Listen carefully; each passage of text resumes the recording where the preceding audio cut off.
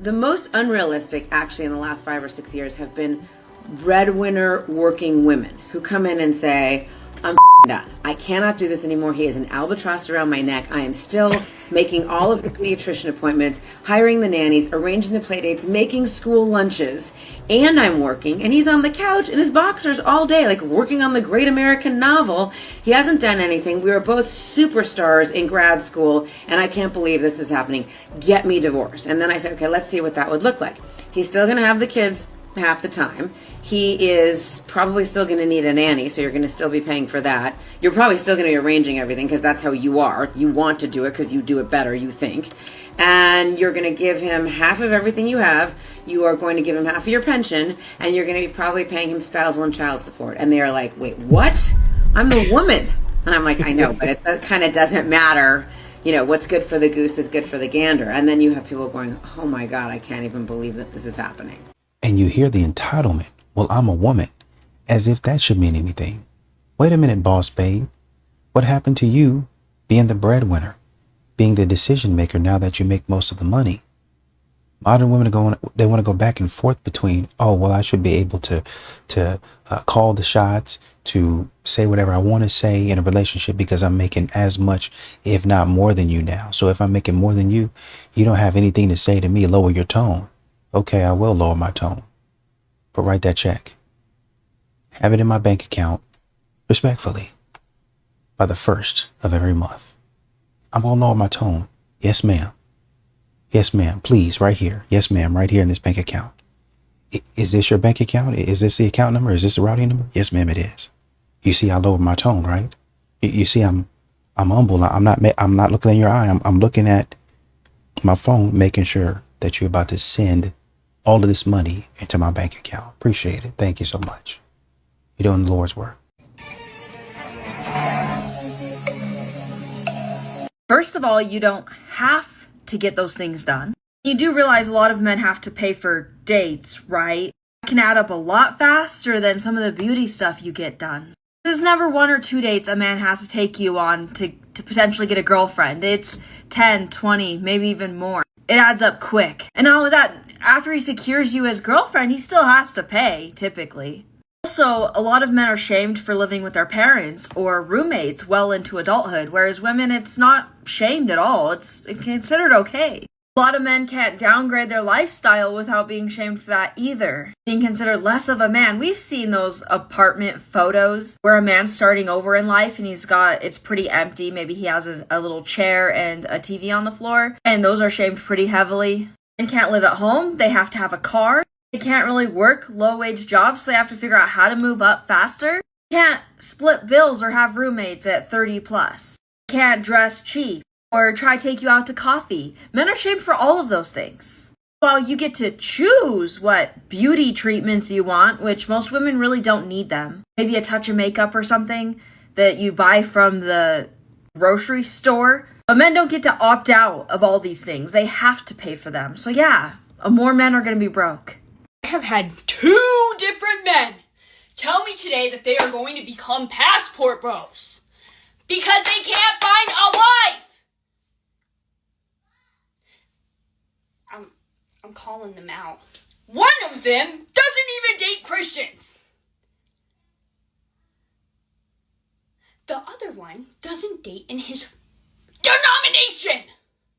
He keeps going for Catholic women and he's Orthodox. I'm sorry. Why would God bring somebody into your life that could be a potential spouse if you are saying yes to anyone and everybody that comes into your life?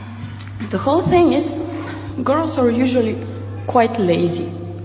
They're just not that good programmers. Sorry, but that's true, honestly.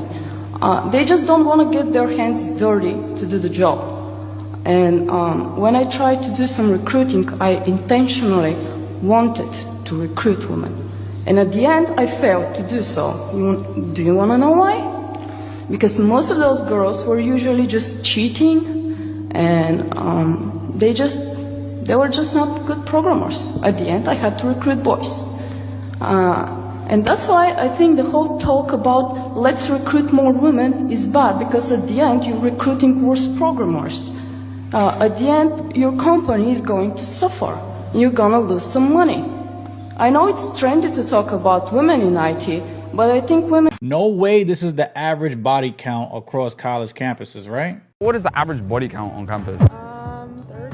30? Actually? Yo, Isn't that high? That's high? You don't think that's high? oh my God. 55. 55? Yeah. Genuinely? Yeah. Are you joking? No. That's a lot. Yo, Santa Barbara has to be freaking high. I could take a guess. I'd probably say like 50. 50? What is that the norm here, what the bro? hell? It's Santa Barbara. Come on. The body count's 50. average depends who you're talking to. Well, we're talking to you, so what's the average? 50, 50s. 50.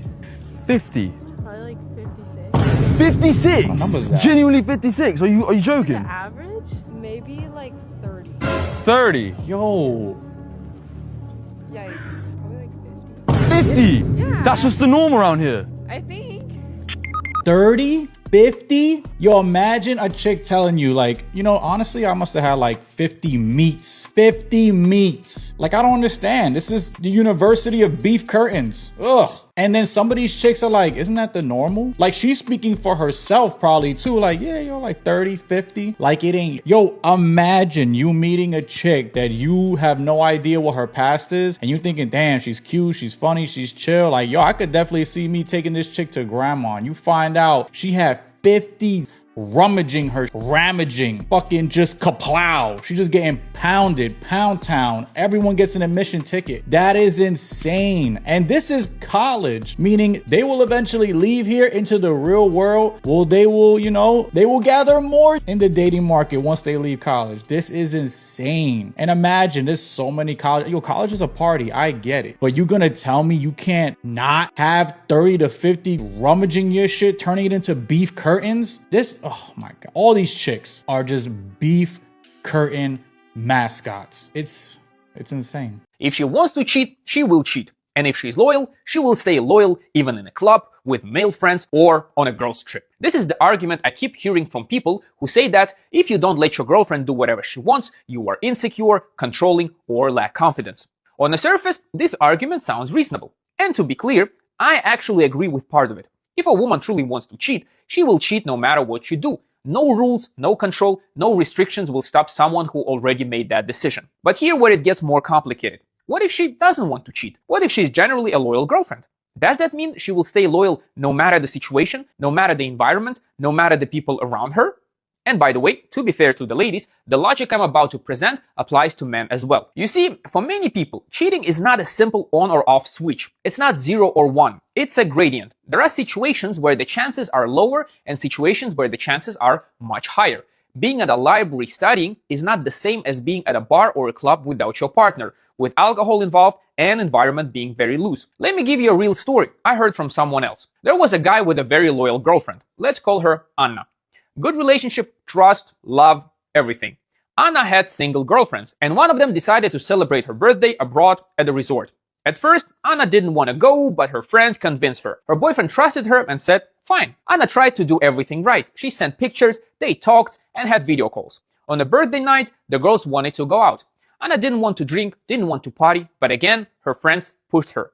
Then alcohol got involved, a group of guys approached.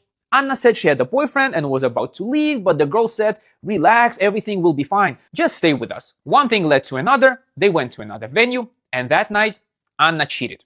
So what's the moral of the story? Yes, if someone wants to cheat, they will cheat. But even people who don't want to cheat can end up cheating when the environment, pressure, and circumstances line up. There is no foolproof way to protect your relationship from that, but there are ways to reduce the risk. And having clear boundaries is one of them. And I think you also have to add that if she goes out with her single friends who are pushing her to do that stuff and she's saying no, you can say, well, I'm just going to leave, but it depends on where they are. Sometimes they'll go on these girls' trips and you out in the middle of nowhere.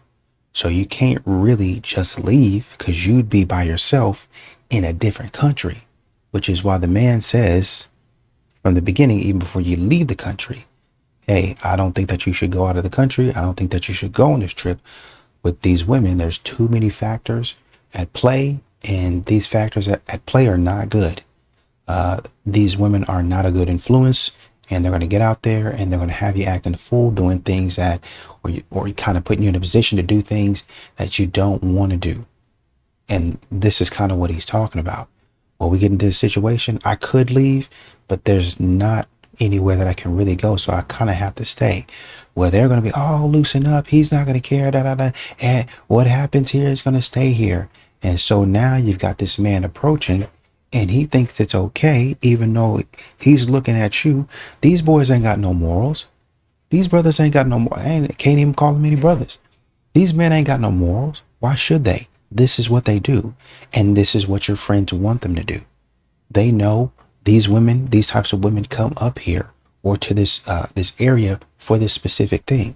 And so when you come here, I'm going to give you what you expect.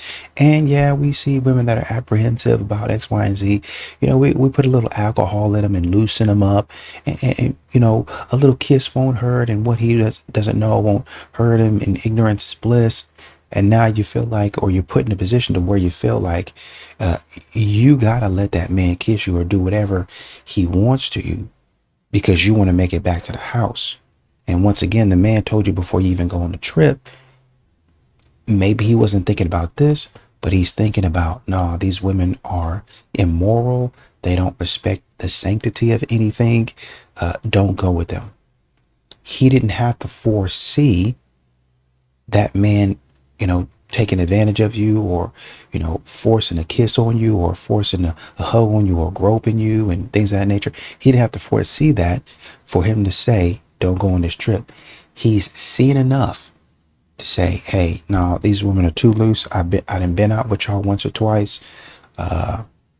They not, no, maybe if you were around here and I could come get you, like you hang out with them for the first part of the night, and then when they start getting crazy, you leave. Maybe that, but, you know, not when you're outside of the country and you can't really go anywhere. I personally wouldn't do it, and you go anyway. He might leave you because you did not listen to him, and that happened. What's your secret to looking unbothered? I stopped expecting life to be fair. Peace ever since. How do you stay positive? I don't. I stay realistic. Any advice for life? Don't talk too much. How do you stay calm in bad situations?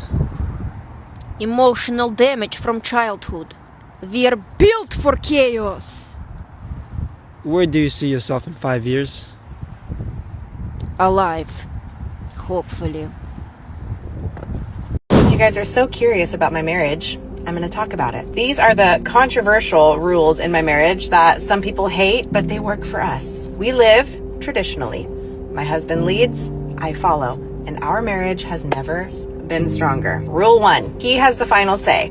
Not because I'm weak, but because I trust his judgment. One leader means no chaos. Rule 2, I don't have to work. If I want to quit everything tomorrow, he would support me. What I choose to do is my freedom, not my burden. Rule 3, I protect the home. Cooking, cleaning, nurturing, creating peace. That is my power. A man cannot fight battles outside if his home feels like a battlefield itself. Rule 4, no opposite best friends. No secret DMs. No just friends with somebody who would date you if they had the chance. Loyalty is black and white.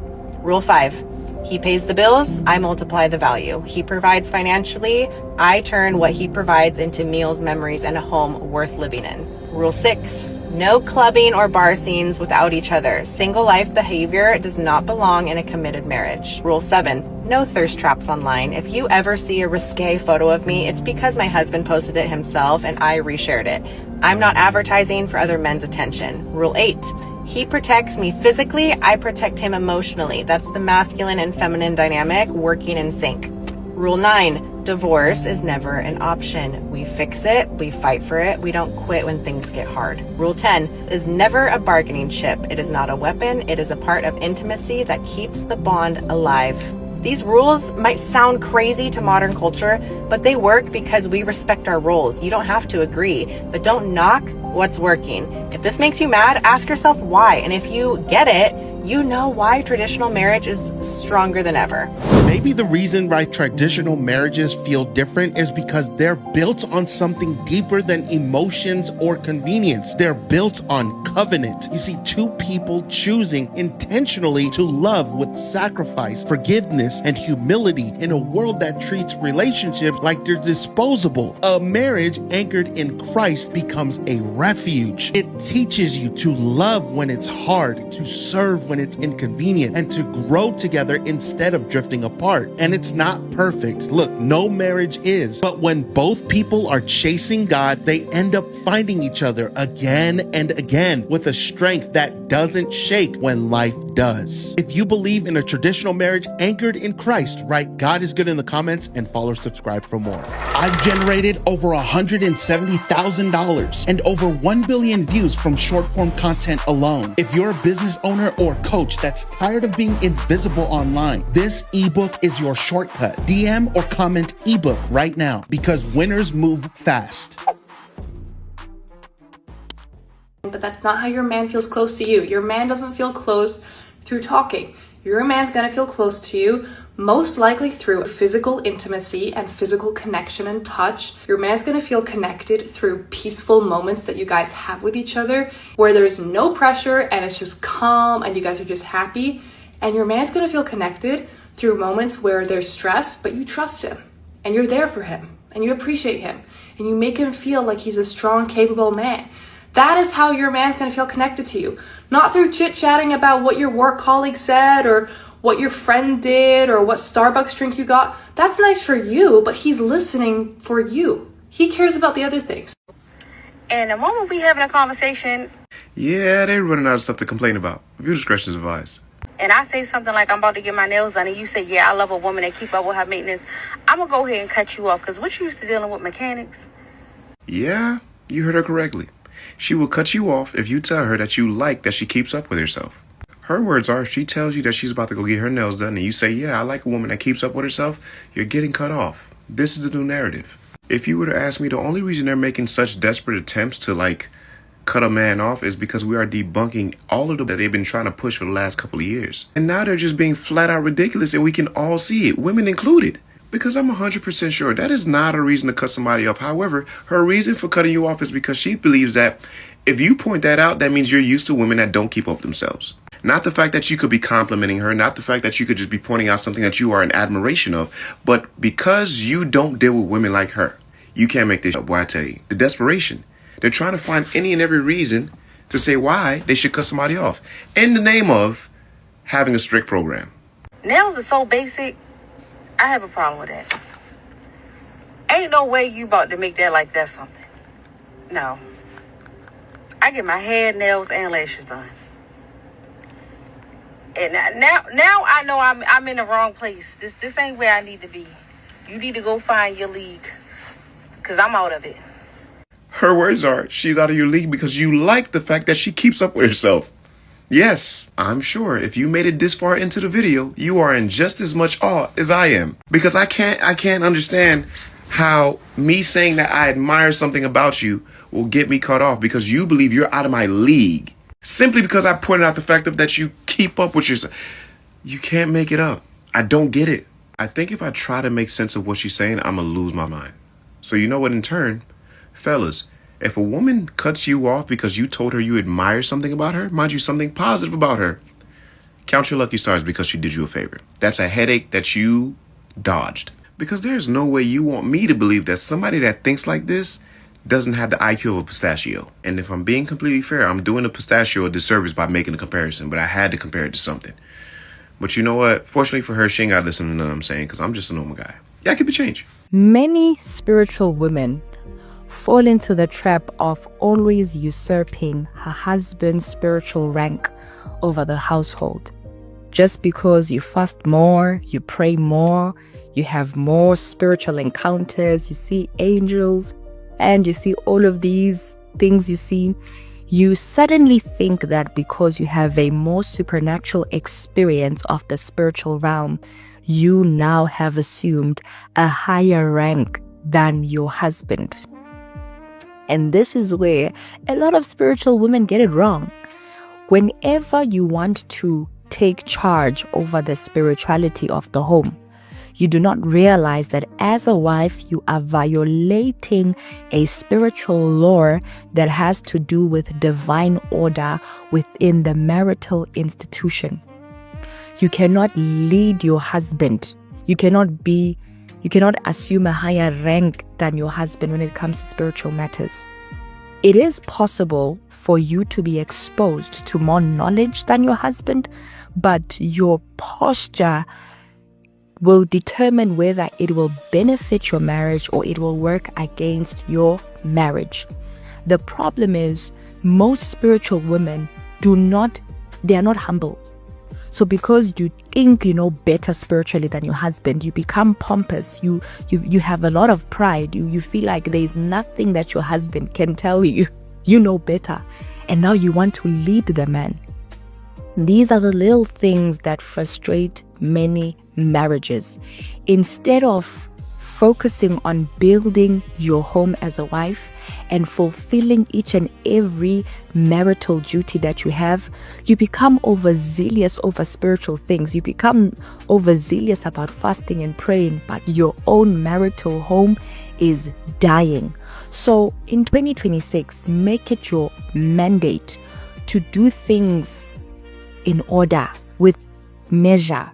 Don't be too overzealous over spirituality, yet your home is suffering as a wife. The way that men treat women who are in their 40s as if somehow they're supposed to be like discarded by society is absolutely laughable. And I don't say all men. What I find interesting about this, the same way a lot of y'all ladies in your 40s feel about men your age not prioritizing you when it comes to dating, is exactly how it was for those same men when they were in their early to mid 20s. When they were trying to date girls their age, y'all neglected them because they were too young, they were too immature, they didn't have enough experience, and they definitely didn't have enough money to date y'all. So what happened was when girls were in their early to mid 20s, y'all were dating men in their 30s and their 40s. So those same men that y'all overlooked, they are now in their 40s and they worked on themselves. They're more mature,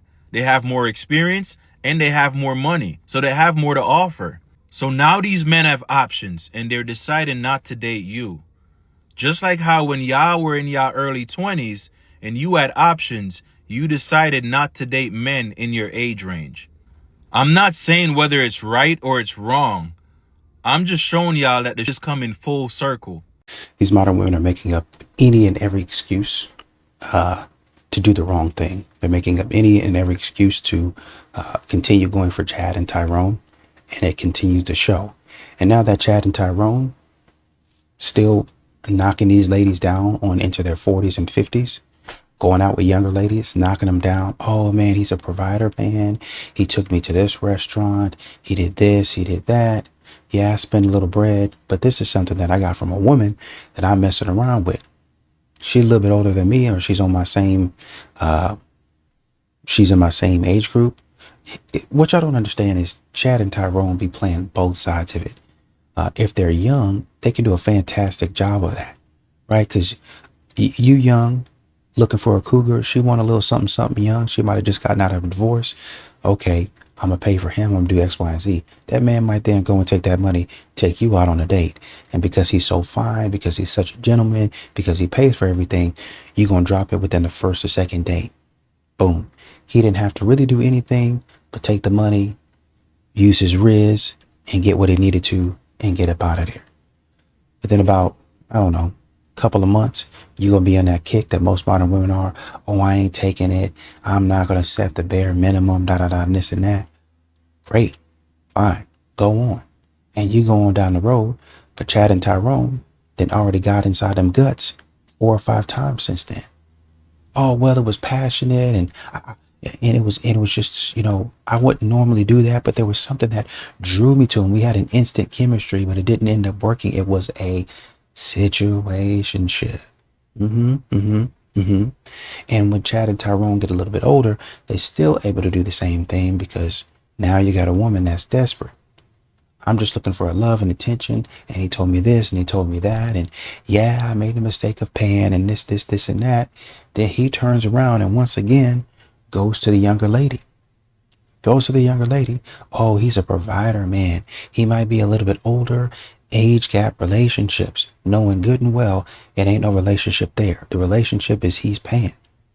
But Chad and Tyrone is getting it from his quote unquote girlfriend who is the same age, who is desperate because I'm 40 or 50 and I'm not getting the attention that I used to. So I'll do anything to get attention because this man is perfect. He's showing up in all the ways. He's doing all the things. He's exhibiting all of the green flags, yada, yada, yada. He ain't exhibiting no green flags. You just desperate. So everything that he does is a green flag for you.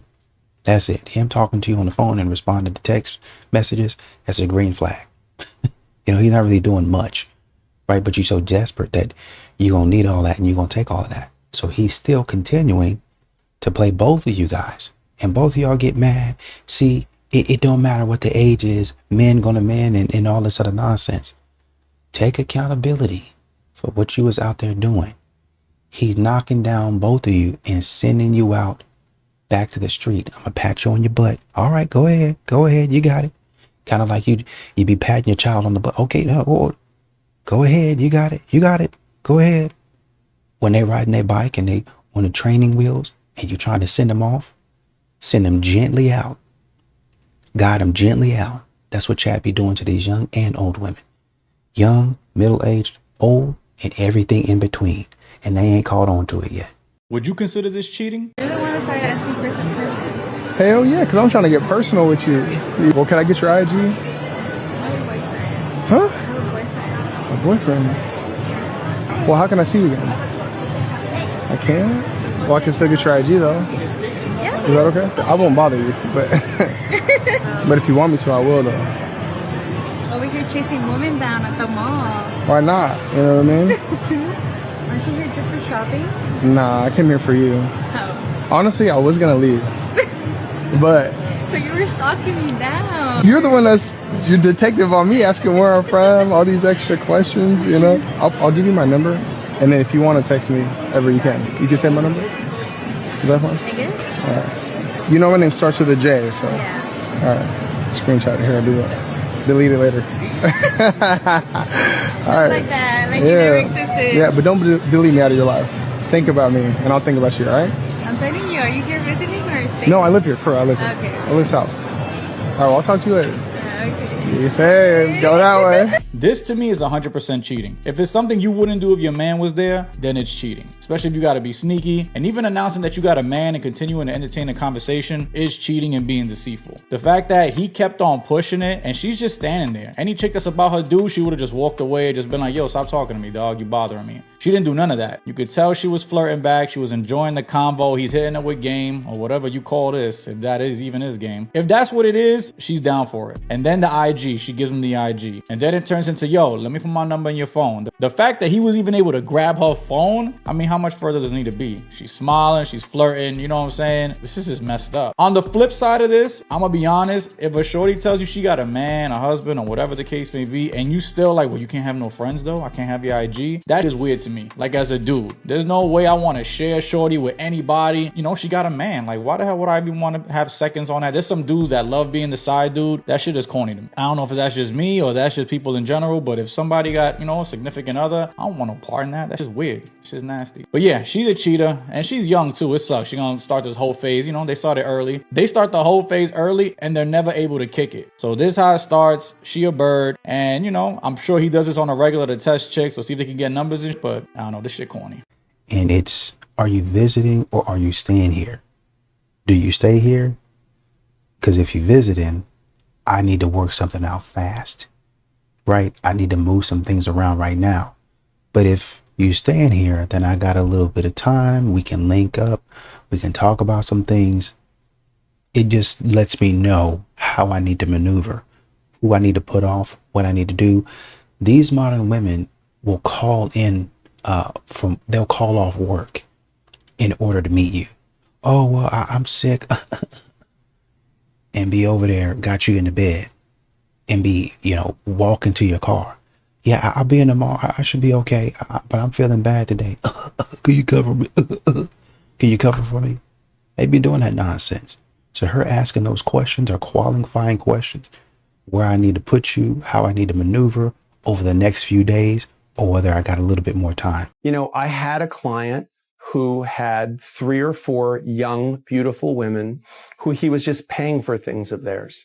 And I said to him, like that was the explicit arrangement, or he felt, yeah, like he met them on like a, you know, whatever dating like site, a seeking but arrangement. it was that kind of a site, but he was not sleeping with any of them. He wasn't doing anything with them. And I said to him, I'm like, you really weren't sleeping with any of these women. Like you were just like helping. And he said, I would tell you, Jim, it's attorney-client privilege. I can tell you I was not sleeping with them. And I said, what was the appeal? And he said, I felt like their hero. He's like, they were so happy. He's like, I made them so. He goes, my wife is just never happy with me. Like everything I do, I did it wrong. Everything I do, I could have done something. Like if I'm at work, I should have been at home. If I'm at home, why aren't you at work? Like I can't get it right. If I try to help by doing the dishes, I did the dishes wrong. Yeah. And if I don't help with the dishes, well, isn't it nice? I got to do the dishes again. Like he's like, I can't win. And meanwhile, these girls were like, oh my God, you're going to take away. Like, I don't know how I'm going to pay my car payment this month. And you just made that go away like a magician? Like a superhero? You just did that and it's gone and I don't have this problem. It was keeping me up nights. My stomach hurt and you made it go away like that. You're a superhero. And the guy was like, dude, I would pay anything for that. It was incredible. It was intoxicating. And the minute he said that, I went, oh, I totally get it. I totally get it. Like I totally get the idea of just how wonderful it feels as a man to be a hero, to be someone who solved the problem, a man of will. A woman will go in and interrupt his productivity in order to connect with him. And they get so upset by his reaction because she doesn't understand where it comes from. And one of the things that it took me a long time to learn, you know, I've been studying men since 1991. I asked Greg, I'm like, okay, so do you experience peace when what you've set out to accomplish is done? And sometimes Greg would look at me like I was slow, you know? And he's like, honey, being focused is peace. She's the man whisperer, 30 years studying us, and she might know us better than we know ourselves. And I honestly don't know of one other voice who's more beneficial for our women today than hers. May God bless her and every other woman who takes the time out of their day to listen to what she has to say. I posted a video about not really respecting men's opinions or minds and unfortunately being attracted to them physically. And a lot of people are saying like, oh, now I get it. Like that's how men have felt about us forever. And like the tides are really just changing. But I do think it's a little bit different because men hate us because they have like an unearned sense of entitlement to our bodies and attention and to be in relationships with us. And they've also been taught that we need them to like lead and provide. And now that women like don't really need that, they're like, wait, like what is my place in society? Like, why do these women not need me? Why do these women not want to be in relationships with me? Why do they not want to sleep with me? You do need men to lead. You do. You think you're leading because you're leading when it's easy. You're leading because you got your corporate job. Now you're climbing the corporate ladder, right? When shit hits the fan in your town, you never know what kind of Armageddon's coming our way now with the way this country's looking. Who's going to lead? You going to be front line, front and center? You going to be hiding behind all the guys like this, right? Let's just be honest. You do need men to lead. Gentlemen, give your woman the benefit of thinking that you will cheat on her. Whether you choose to or not is up to you. I'm not telling you what to do regarding your morality. What I'm telling you is about the optics of the situation. Men that the women want to talk about the most is the one that broke her heart, cheated on her, did something or other. She didn't talk about the guy she drove her Mack truck over. No, because, they were too easy. As such, understand something, that the kind of woman you want has been imprinted on by a man before you. And the man before you that had her heart, he had her mind. In order to get her mind, he had to keep her mind occupied. You don't keep her mind occupied with flowers, chocolates, and love letters. You keep her mind occupied with other women. Women care about the opinion of other women. Your woman wants to be with the man who other women want to shebang-a-bang. Ladies, you got to go back to what the scripture says. It says that a woman is made for a man. It doesn't mean that you can't be blessed in a marriage. It does not mean he's not supposed to make you happy, because the Bible says that a man is supposed to love his wife as Christ loves the church. But the Bible says that a woman is, you are made for him. You are not made to drive him crazy. You are not made to be his mama or his mentor. You are made for him. The Bible says that Adam was perfect, but it was not good enough. He had to create something that was beyond perfection, called a woman. And it says that Eve was made. It means that she was tailor-made. The Hebrew says she was tailor-made, suitable and adaptable to what that man need in order to thrive. So your manager tells you what time to be there. Oh, Lord. We might be here for a minute today, you all. This is about to be another rock and roll show, a roller coaster at the doggone amusement compartment. I can't even talk right. Amusement park. Always remember this. We live in a culture where when you tell people about what they need to change, they get mad. But the Bible says God chastises those that he loves so you can be the best person you can be. I don't understand why you wouldn't want a woman like me. I am successful, I'm rich, I can fight. If you can't be with my peace, you can be with the door. Oh, you're in your masculine area. Well, why don't you get in yours? Sick of men telling me, oh, well, you know, you hardcore. Yes, I am. Well, I am the table. Yeah, she's saying all the wrong things, and is apparent. Why you single? The question that she answered at the beginning, she don't understand why she's single. You just explain why you single. Everything was a role of a man. A man is masculine. A man is a provider. She said, I got money. That's a man's job. Those are three things that women look for in a man. She didn't name a quality that a man will look for in a woman. At the end of the day, you're describing a man, and men don't want to date men. And, you know, just my opinion, I think Leslie Jones has some funny content. I think she's pretty funny, right? She got some stuff that you're like, oh yeah, that's funny. But when you get on here talking like this, you know, and then she switched up her look, which good for her.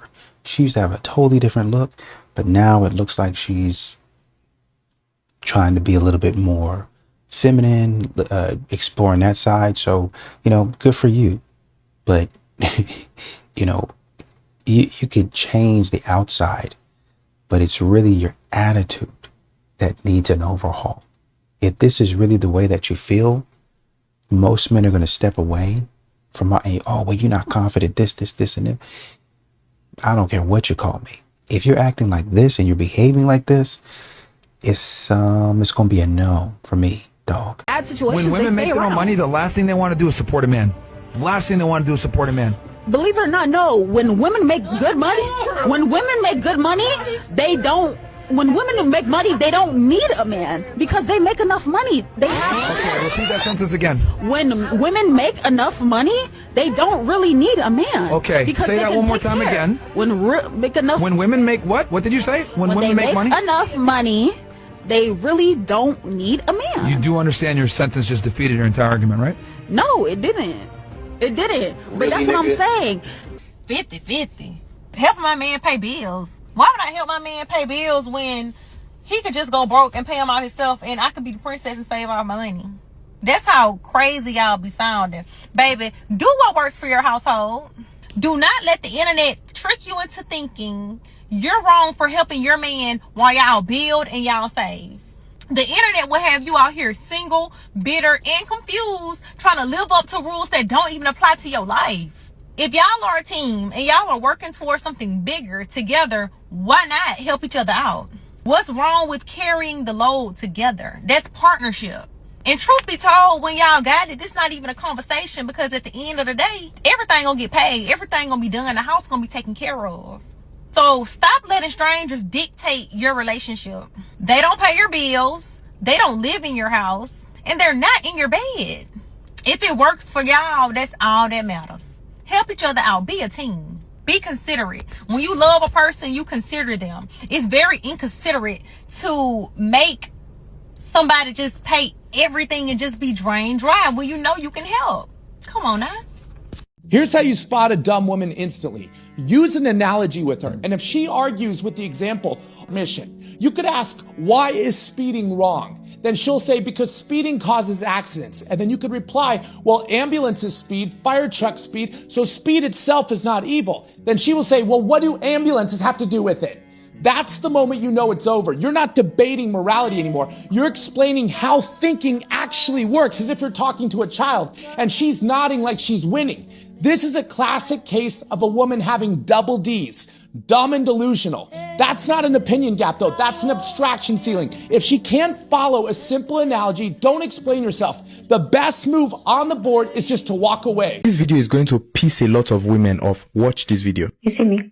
Disclaimer, what I'm going to say is going to touch you in some ways, okay? So be prepared. Your man is the one to teach you how to be a wife to him. A man is the one who is going to teach you how to be a wife to him. And how does he teach you how to be a wife to him? First, let's establish that marriage is governance. It's lord over you. You're entering a regime. You're entering a government. So you have a head over you. So this head, this government has rules and regulations, has ways to do things, has curfews, tells you what to wear, what to cook, how the direction of the family is going, what business to invest to.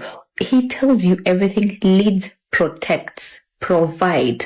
That is a government. It takes care of its people. In godly marriages, it is God, man, then woman. And God brings instructions to man how to govern his family. Your work is to listen. Your work is to follow. Your work is to obey. Your work is to inspire. Your work, I know this is going to touch you in fact, it's going to pain you. You won't understand what I'm saying. You will want to fight me. But this is exactly what you're required to do. Uplift, nurture. Make him become what he was called to be. The Bible says it is not good that man should be alone. I will make him a suitable helpmate. You're suitable for him. You're made for him. And he is the only one who can teach you how to be for him. I trust and believe that you did not just wake up and pick somebody and marry, because if you want to argue this, that means you're not at par with your man. Why? You don't want to listen. Oh, he doesn't do this, he doesn't do this. You do not forgive and forget. Yani leo nitawagusa. You do not have the patience to let somebody grow, to allow this man to be a man, to see his effort and support him. You don't have that patience. In any relationships, whether work, whether friendship, whether romantic, you need to have patience to let this person learn, grow. There are people who are coming to your... Yeah, it's going to be tough for a lot of women to swallow. It's going to be a tough pill because they don't like to be taught. A lot of these modern women don't like to be taught. They don't like a man to what they think is lord over them. They don't like a man to manage their affairs. They think they're more than capable of doing it. And a man says, yes, you are capable of doing all of this stuff. That's why when a man listens to a strong and independent woman that don't need no man, he's like, yeah, you can do all of that. But I'm not asking you to be all of that. I'm asking you, can you cooperate? Can you bring all those skills to the table? You might need that skill 3 months from now, but you don't need it now because I'm taking care of it. You might need that skill 5 years from now, but you don't need it now because I'm taking care of all of it, right? You might use that skill. You're using a specific skill set 90 to 95% of the time. But when you get with me, that skill set that you use, you're still going to need it, but it's going to go down drastically. Think about 20 to 30% of the time you're using that, and you're going to start using other skills, or you're going to start building other skills because I've taken on these skills over here.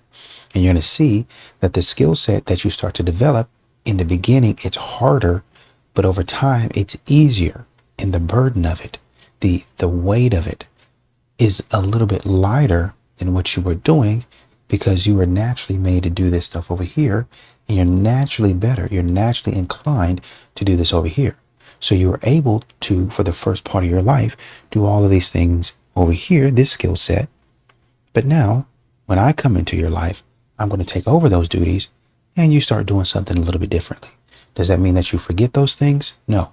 Does it mean that you develop those things in vain? No. It just means that for that specific part of your life, that's what you were doing. And now that you're in a relationship with me and we're working towards maybe something longer term, if that's the way you want to go about it, then, you know, you have to learn to develop and adapt to the situation. Just like there's some things that I used to do that now that you're in my life, I adapt and say, well, I don't really have to do much of that anymore because she's a lot better at it. So when they talk about governance, it's talking about, okay, now I need to sit back as a man and survey the land.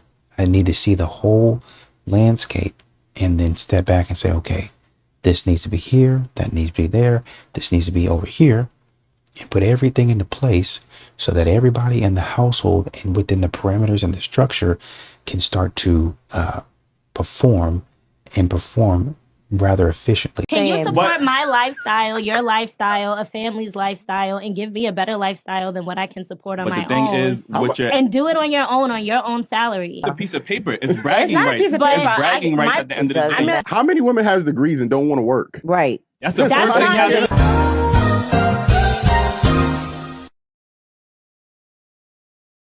Hey, nephew, is she friendly? She going. Man, you ain't gonna ask that woman, "Baby, you cheating on me, baby." If she friendly, she going.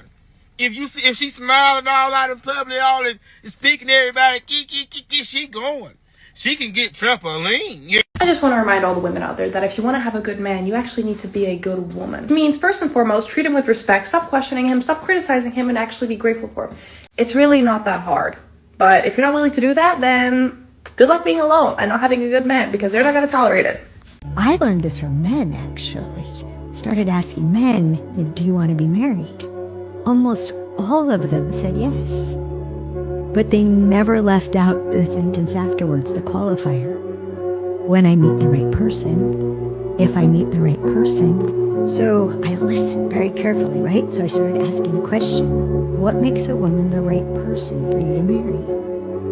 There are 12 things on the list that make a person the right person to marry.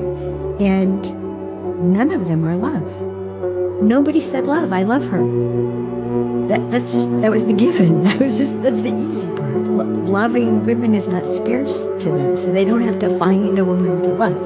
They're looking for a woman with complementary strength. And they see a woman that's really, really strong, but they don't need to be duplicated. And they don't want to be duplicated. They want to be admired for the ways that they're strong that you aren't. And the only reason they want to be admired by you is because they admire you.